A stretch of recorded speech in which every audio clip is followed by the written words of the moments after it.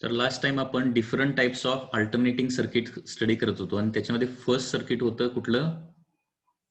Purely resistive circuit. Purely resistive circuit आपण study करत होतो. त्याचं पुन्हा एकदा जस्ट बघूया. प्युअरली रेझिस्टिव्ह सर्किटमध्ये आपण काय काय बघितलं होतं. प्युअरली रेझिस्टिव्ह सर्किटमध्ये अशा प्रकारे फक्त एक रेझिस्टन्स असणार आहे की जो कुणाला जोडलेला असणार आहे. It is connected to alternating EMF. Okay, alternating EMF E is equal to E0 sin omega t. आता या अल्टरनेटिंग EMF मुळे काय होणार आहे, सर्किटमध्ये काहीतरी करंट डेव्हलप होणार I आणि इथं रेझिस्टन्स किती आहे R. ओके, आता या रेझिस्टन्सला प्रोड्यूस होणारा पोटेन्शियल डिफरन्स किती असणार आहे? Potential difference across the resistor, potential difference across resistor PD is equal to काय येणार आहे? I इंटू R येणार, बरोबर आहे ना. That is phi is equal to IR.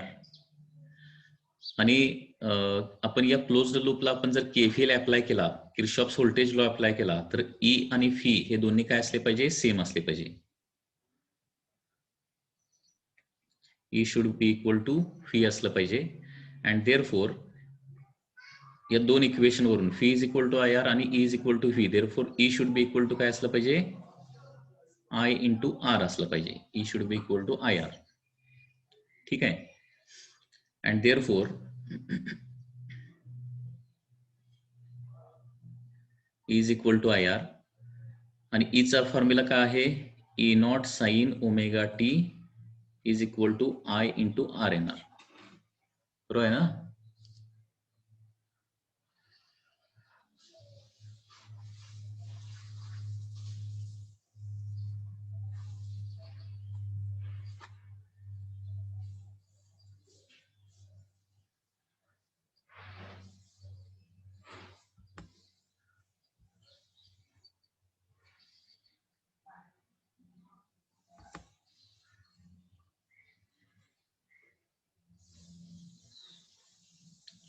E0 sine omega t is equal to IR and therefore I चा formula काय येतो? E0 by R into sine omega t, बरोबर आहे ना. I is equal to E0 by R into sine omega t, हा करंटचा formula येणार आहे. आता इथं दोन्ही इक्वेशन जर बघितले, EMFचं इक्वेशन काय आहे? E is equal to E0 sine omega t आणि करंटचं इक्वेशन काय आहे? I is equal to E0 by R sine omega t. आता याच्यामध्ये करंटची मॅक्सिमम व्हॅल्यू किती येणार आहे? Peak value of current, peak value of current,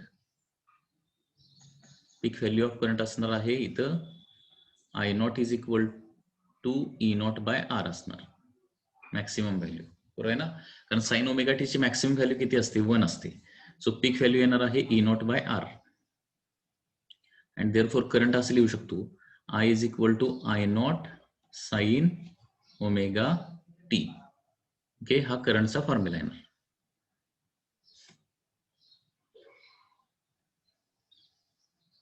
हा झाला करंटचा फॉर्म्युला आणि हा इथं आहे आपला EMFचा फॉर्म्युला. आता दोन्ही फॉर्म्युल्याचं जर कंपॅरिझन केलं तर काय होतं? दोन्हीमध्ये साइन ओमेगा टी आहे. ओके, म्हणजे याचंच मिनिंग काय होतं? ओमेगा टीची व्हॅल्यू 0 ज्यावेळी असेल त्यावेळी EMF आणि करंट जे आहे ते दोन्ही 0 असणार आहेत. ओमेगा टीची व्हॅल्यू ज्यावेळी π/2 असेल त्यावेळी करंट आणि EMF दोन्हीची व्हॅल्यू काय असणार आहे? प्लस I0 आणि प्लस E0 म्हणजे मॅक्सिमम असणार आहे. म्हणजे करंट आणि EMF काय होतात? एकाच वेळी मॅक्सिमम होतात, एकाच वेळी 0 होतात आणि म्हणून आपण इथं काय म्हणतो? म्हणून काय होणार इथं? Hence EMF and current in purely resistive circuit, purely resistive circuit मध्ये EMF आणि करंट कसे असतात? इन फेज असतात. They are in phase. In purely resistive circuit they are in phase.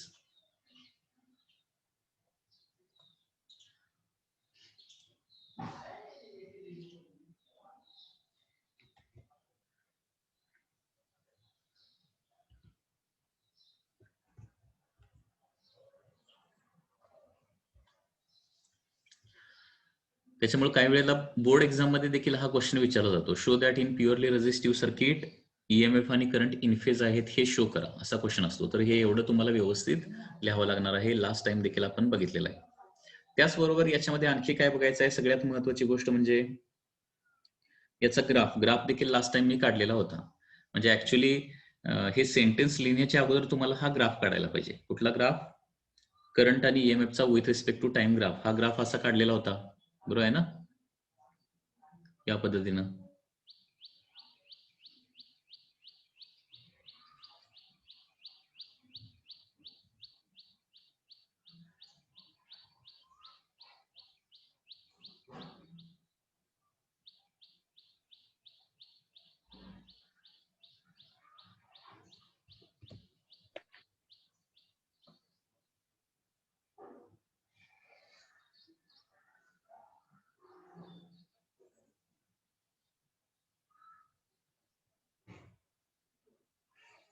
याच्यामध्ये ईएमएफचा ग्राफ जर असा असेल,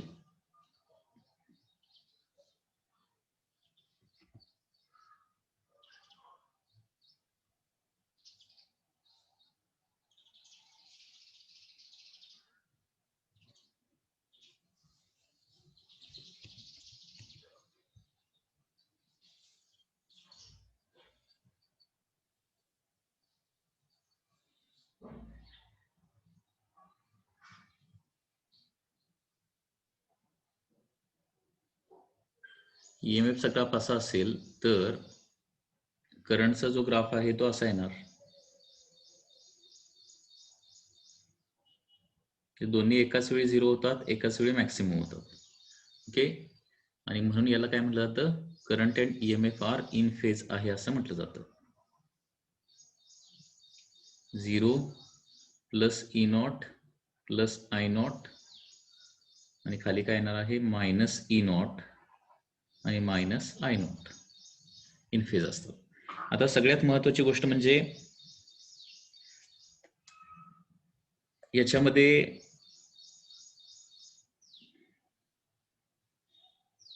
फेजर डायग्राम कसे येणार आहे. अनेक वेळा बोर्ड एक्झाम मध्ये हा क्वेश्चन विचारला जाऊ शकतो, कारण फेजर डायग्राम ही खूप महत्वाची आहे, लक्षात घ्या. आत्ताच्या नीटमध्ये आलेला जर जो क्वेश्चन आहे तो देखील सॉल्व्ह करण्यासाठी तुम्हाला फेजर डायग्रामच यूज करावे लागते. ठीक आहे, तर याची फेजर डायग्राम कशी येणार लक्षात घ्या. Phasor diagram, so phasor diagram will be like this. Phasor diagram काय दाखवते? करंट आणि ईएमएफ मधला थोडक्यात फेज डिफरन्स दाखवते, बरोबर. करंट आणि ईएमएफ यांच्यामधला काय दाखवणार आहे? फेज डिफरन्स दाखवणार आहे. तर याच्यामध्ये सुरुवातीला कुणाचं वेक्टर काढायचं आहे? ईएमएफचा वेक्टर काढायचा आहे. हा झाला ईएमएफचा वेक्टर. ठीक आहे, ईएमएफचा वेक्टर दॅट इज, इथं अँगल काय येणार आहे? ओमेगा टी येणार, बरोबर. आणि ही जी लाईन येणार,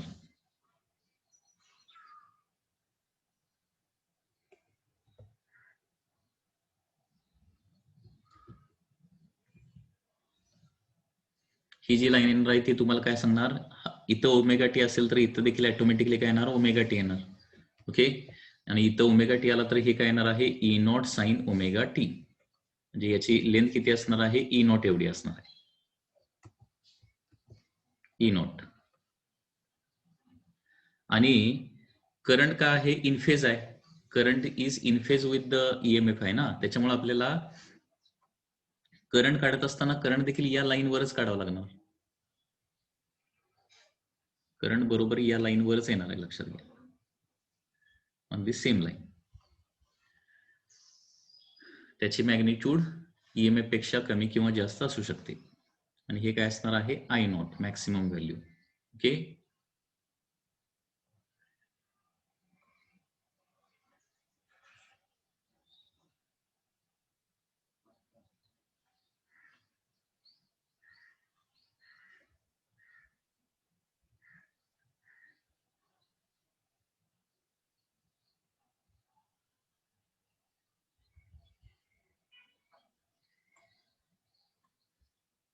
आणि इथं काय येणार आहे? I not sine omega T. So अशा प्रकारे फेजर डायग्राम मध्ये काय येणार आहेत, ईएमएफ आणि करंट एकाच लाईनवर येणार आहेत. एकाच लाईनवर, कारण दोघेही इन फेज आहेत. So this is the phasor diagram. Very simple. Phasor diagram कशी काढायची लक्षात आलं का? बघा, खूपच इझी आहे. सुरुवातीला एक्स वाय सिस्टीम काढायची. This is X axis, this is Y axis. X Y system काढायची. त्याच्यानंतर एका सर्टन अँगलला काय करायचा, ईएमएफचा वेक्टर काढायचा. ईएमएफचा रोटेटिंग वेक्टर किती अँगलला, ओमेगा टी अँगलला काढायचा. आणि त्याच्यावरच बरोबर काय करायचा, करंटचा वेक्टर काढायचा आहे. लक्षात घ्या, एंडला काय लिहायचं, ई नॉट आय नॉट लिहायचं. आणि वाय ऍक्सिसवर हे राईट अँगल ट्रायंगल जरी तुम्ही घेऊन बघितला तर ही इकडची जी साईड येणार ना, वाय ऍक्सिस वरची साईड, ती काय येणार, E not sine omega t आणि I not sine omega t येणार. आणि हा वेक्टर जसा रोटेट होत जाईल तसं काय होणार आहे, ई नॉट आणि आय नॉटच्या व्हॅल्यू चेंज होत जाणार आहे. बघा, टाइम टी झिरो असताना ओमेगा टी झिरो येणार. ओमेगा टी झिरो म्हणजे E not I not along x axis असणार. आणि ई नॉट आय नॉट ज्यावेळी अलॉंग एक्स ऍक्सिस असणार त्यावेळी इकडे वाय ऍक्सिस वरचं प्रोजेक्शन खाली पूर्ण ओरिजिनला येणार ना, म्हणजे झिरो होणार. ओमेगा टी पाय बाय 2 झाला की काय होणार, ई नॉट आय नॉट पूर्ण व्हर्टिकल होणार, अलॉंग वाय ऍक्सिस होणार. आणि काय होणार आहे लक्षात घ्या, ईएमएफ करंट मॅक्सिमम होणार वाय ऍक्सिस वर. लक्षात येते? तर या पद्धतीने हे असणार आहे.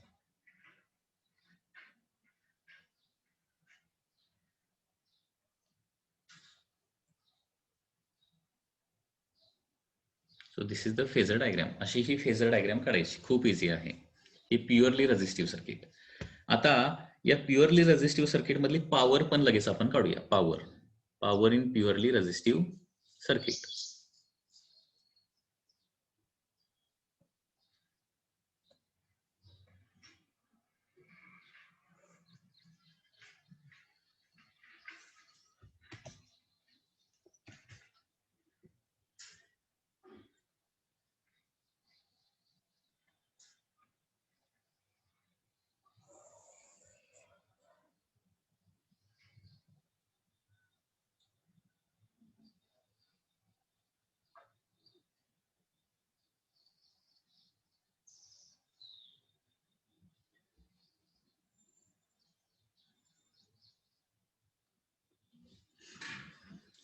Next, power in purely resistive circuit.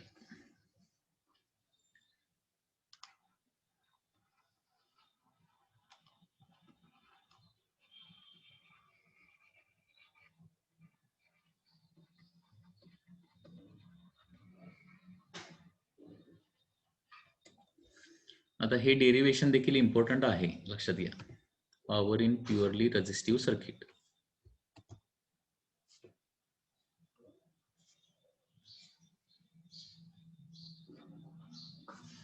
Okay, हे power in purely resistive circuit कसं काढता येईल बघा. आताच आपण या डेरिवेशन मध्ये बघितलं, वरच्या डेरिवेशन मध्ये ईएमएफचं इक्वेशन काय आणि करंटचं इक्वेशन काय, ते दोन्ही इक्वेशन लिहूया. ओके, तर त्याच्यासाठी नेहमीप्रमाणे पहिलं sentence, consider a resistor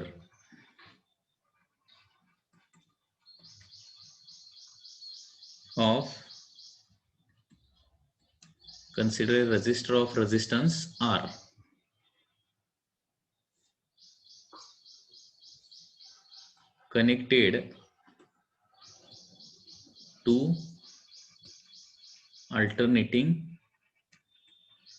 connected to alternating source. Consider resistor of resistance R connected to alternating source. ठीक आहे, एक रेझिस्टर आपण हा रेझिस्टन्सचा अल्टरनेटिंग सोर्सला जोडलेला आहे. तर त्याच्यामध्ये अल्टरनेटिंग सोर्सला जोडल्यानंतर ईएमएफ आणि करंटचा फॉर्म्युला आताच आपण बघितला.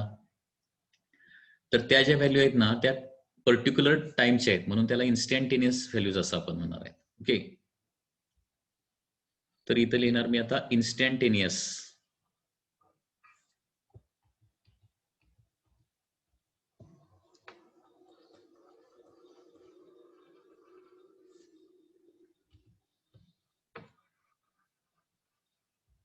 instantaneous values of EMF and current. instantaneous values of EMF and current काय काय येणार बघा. EMF ची व्हॅल्यू आहे E is equal to E not sine omega t, बरोबर. आणि करंटची व्हॅल्यू काय आहे, I is equal to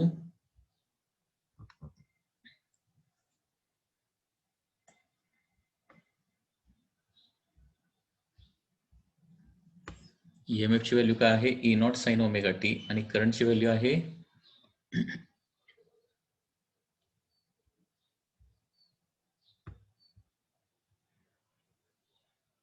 I is equal to I naught sin omega t.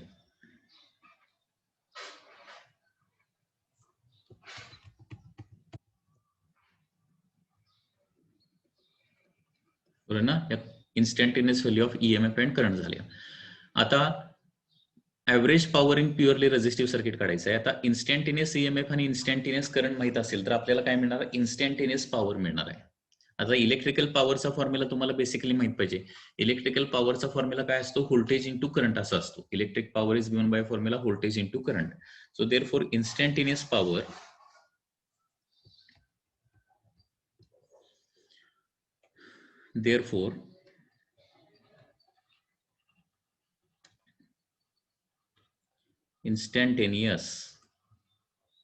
Power instantaneous power काय येणार बघा, त्याला PINST म्हणतो. Instantaneous power is equal to E into I येणार. सो इन्स्टंटेनियस पॉवर काय येणार बघा, दॅट इज E ची व्हॅल्यू आणि I ची व्हॅल्यू जर ठेवली तर E ची व्हॅल्यू काय आहे E naught sine omega t आहे आणि करंटची व्हॅल्यू काय आहे I naught sine omega t. त्याच्यामुळे P इन्स्टंटेनियस तुमचं काय होणार आहे, P instantaneous is equal to E naught into I naught into काय येणार आहे साइन स्क्वेअर ओमेगा टी. ही झाली इन्स्टंटेनियस पॉवर. आता इथं काय होणार बघा, विथ रिस्पेक्ट टू टाइम काय होणार, पॉवर कमी जास्त होणार आहे, कारण इट इज इन्स्टंटेनियस पॉवर हे कोणाचं फंक्शन आहे, साइन स्क्वेअर ओमेगा टीचं फंक्शन आहे. म्हणजे ओमेगा टी ज्यावेळी 0 असणार त्यावेळी त्या क्षणाला पॉवर काय असणार आहे, 0 असणार. ओमेगा टी ज्यावेळी π/2 असणार त्यावेळी त्या क्षणाला पॉवर किती असणार, E नॉट I नॉट म्हणजे मॅक्सिमम असणार आहे.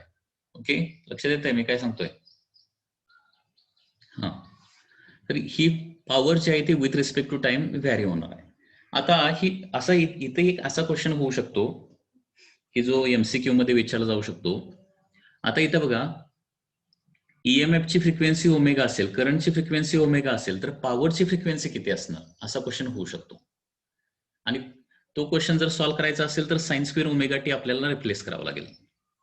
Okay, sign square omega T म्हणजे काय, तर that is 1 minus cos 2 omega T divided bye 2 येणार आहे. साइन स्क्वेअर ओमेगा टी आपण बघितलंय ना पाठीमाग, sign square omega T cos 2 omega टीच्या रिलेशनवरून ते सॉल्व्ह होतंय, कॉस 2 थिटाचं रिलेशन वापरून. म्हणजे इन्स्टंटेनियस पॉवर असं पण लिहू शकतो आपण, P instantaneous is equal to E naught I naught sine square omega टीचा आपल्याला पुढं इंटिग्रेशन डेरिव्हेटिव्ह वगैरे करता येत नाही. साइन स्क्वेअर ओमेगा टी आपल्याला इथं रिप्लेस करावं लागेल. Sign square omega T replace करण्यासाठी काय करावं लागेल, 1 minus cos 2 omega T divided bye 2 लिहावं लागेल. तरच पुढे त्याचा आपल्याला डेरिव्हेटिव्ह इंटिग्रेशन वगैरे सगळा पार्ट करता येतो. हे तुम्हाला माहिती आहे, लक्षात घ्या. ठीक आहे, कारण ही इन्स्टंटेनियस पॉवर आपल्याला घेऊन चालणार नाही, ॲव्हरेज पॉवर आपल्याला काढावी लागणार आहे. मग आता याच्यावरून लक्षात घ्या, हे बघा, E ची फ्रिक्वेन्सी किती आहे, ओमेगा आहे. I ची फ्रिक्वेन्सी किती आहे, ओमेगा आहे. तर पॉवरची फ्रिक्वेन्सी जी येते ती इथे किती येते बघा, ओमेगा येत नाही तर 2 ओमेगा येते. बरोबर, म्हणजे याचा मिनिंग काय होतो, हा एक इम्पॉर्टंट पॉईंट आहे, तो नोट डाऊन करावा लागेल तुम्हाला. हा MCQ मध्ये विचारला जाऊ शकतो. तर इन्स्टंटेनियस पॉवरची फ्रिक्वेन्सी काय असते, 2 times frequency of the EMF किंवा करंट असते. ओके, म्हणजे EMF किंवा करंटची फ्रिक्वेन्सी जर 50 हर्ट्झ असेल, EMF किंवा करंटची फ्रिक्वेन्सी 50 हर्ट्झ असेल, तर पॉवरची फ्रिक्वेन्सी काय होते, पॉवरची फ्रिक्वेन्सी 100 हर्ट्झ होणार. हे व्यवस्थित लक्षात ठेवायचं.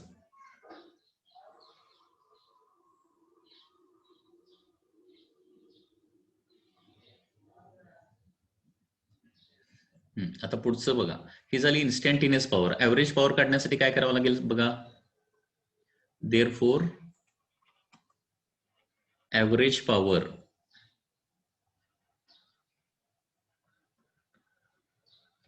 इन ए सायकल,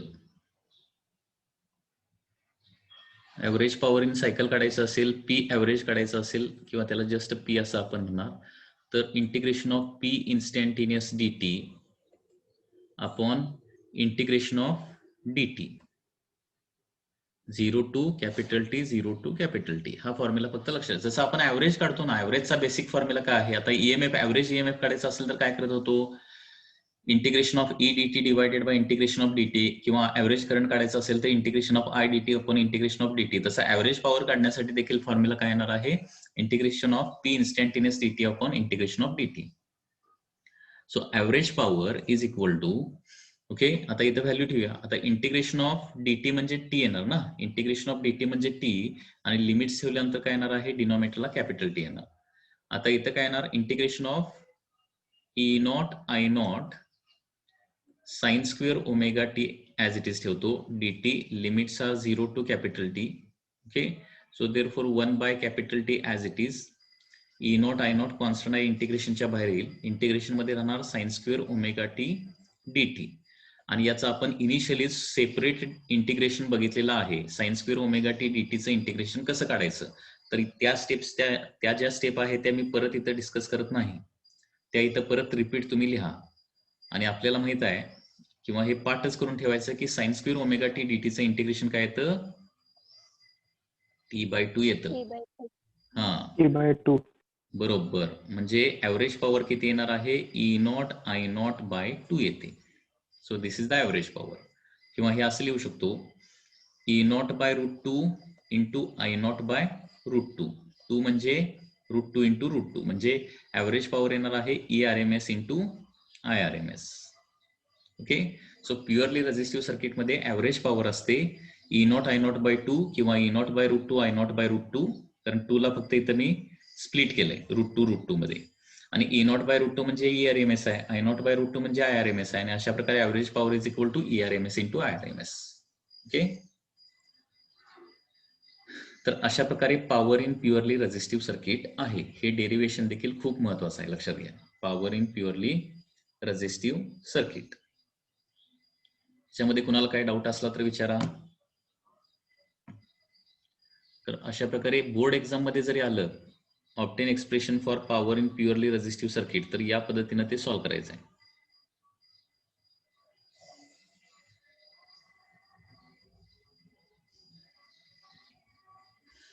ओके, तर प्युअरली रेझिस्टिव्ह सर्किट म्हणजे काय, पॉवर. असं प्रत्येक सर्किटमध्ये तुम्ही सॉल्व्ह करत गेला ना की खूप चॅप्टर इझी पण वाटतो आणि कधी संपला चॅप्टर तुम्हाला कळणार पण नाही, लक्षात घ्या.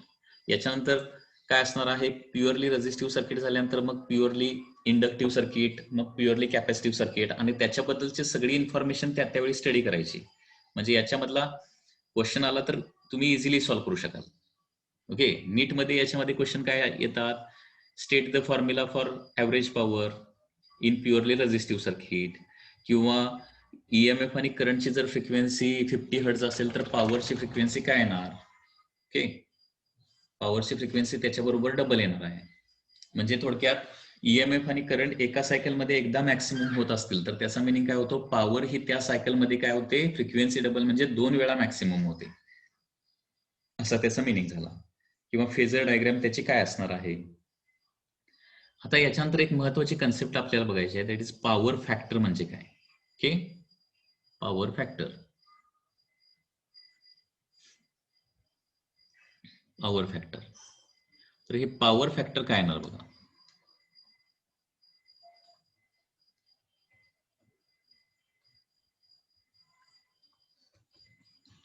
तर ही एक महत्वाची डेफिनेशन आहे जी 1 मार्काला बोर्ड एक्झाम मध्ये विचारली जाऊ शकते आणि याच्यावर नीट जेईला क्वेश्चन असू शकतात, सीईटीला, नीट जेई सीईटीला वगैरे. ओके, तर पॉवर फॅक्टर म्हणजे काय असतं, it is defined as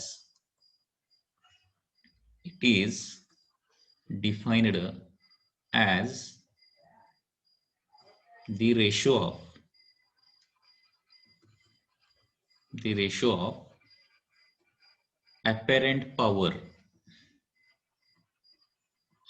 power to the it is the ratio of true power. It is the ratio of true power किंवा actual power म्हणूया. It is the ratio of actual power in AC circuit to apparent power.